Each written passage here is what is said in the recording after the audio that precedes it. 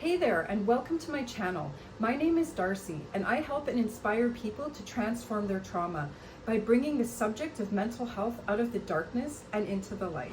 In this video, I'm going to go over 5 myths that are commonly associated with PTSD and the people that have PTSD. There's still so much stigma out there that surrounds this, and I see it in action all the time. We need to remember that mental health is health, and just because we don't see somebody's injury doesn't mean it isn't real or that it's just all in their head.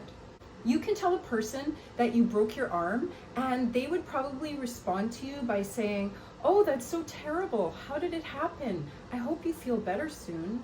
But when you tell somebody you have a mental health injury, a lot of times they just look at you and they don't know what to say. And that is the stigma.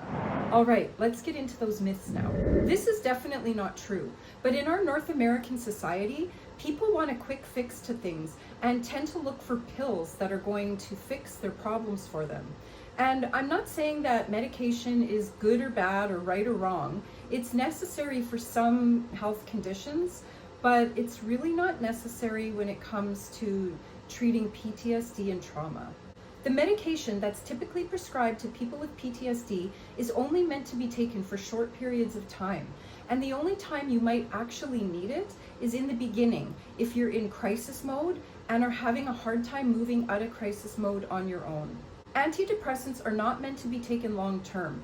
All they do is keep you numb. And when you can't feel, you can't heal. Think of it like a Band-Aid. When you cut your finger, you put a Band-Aid on the wound. And all that does is protect it. The Band-Aid doesn't actually heal the wound. And antidepressants work the same way. They will numb your symptoms so that you're not feeling it. So they do protect you in a way, but they will not and cannot heal your PTSD for you. Also, trauma dysregulates the nervous system, and there is no pill in the world that's going to fix that. And trauma cannot be processed in a state of dysregulation. You need to feel safe inside your body before that can happen. You're not going to find a quick fix for PTSD, not in pharmaceutical medication and not in anything else. You would be doing your body an enormous favor by not feeding it pharmaceutical numbing agents. This is the biggest myth of all.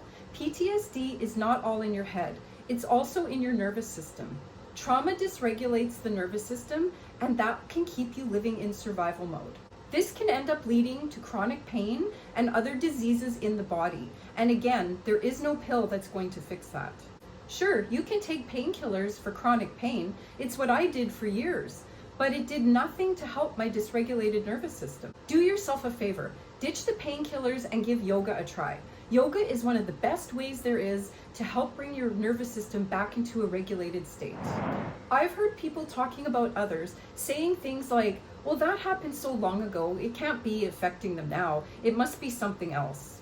Symptoms of PTSD usually develop within 3 months of a traumatic experience, but not always. Sometimes it can take months or even years for PTSD to develop. Something might trigger a response in someone later in life that might bring back those memories of that traumatic experience. Because we might not develop PTSD right away, it might make us feel like there's something wrong with us when we do start noticing symptoms. It might have you thinking things like, "Well, that happened so long ago, I don't really understand how it's affecting me now." And it's okay, because most people do tend to think that way. And if you're anything like me, you'll just keep trying to talk yourself out of having these feelings and reactions because of this stigmatized way of thinking. But do yourself a favor and don't ignore those feelings and reactions. And if you find yourself struggling, please reach out to someone. People with PTSD are not crazy. They are injured. And I think this stigma is perpetuated by the media, by movies, and the things that we watch on television. People with PTSD do not have issues. They have an injury. If you knew somebody that had a broken leg and you were watching them struggle as they were trying to move around, would you offer to help them, or would you just look at them and say, "Wow, you sure have issues"? If you chose the latter, then you might have some issues of your own that you need to work on. Please learn to keep your judgments to yourself. People with PTSD already judge themselves enough and don't need any extra judgment coming from you. PTSD is definitely not a sign of mental weakness or weakness of someone's character. There are factors that go into whether a person will develop PTSD or not, and not one of those factors is weakness. They are things like the type and severity of the trauma, the number of traumas that a person has experienced, and the duration of those traumas. And also neurobiology and a person's support system. If a person doesn't have a strong support system, or they believe they don't have a strong support system, they're at a higher risk to develop PTSD. But make no mistake, it's not about weakness, not at all. In fact, it takes an incredible amount of strength to admit that you're struggling and to seek help. If you had any of these preconceived beliefs about PTSD, I sincerely hope that this video helped clear them up.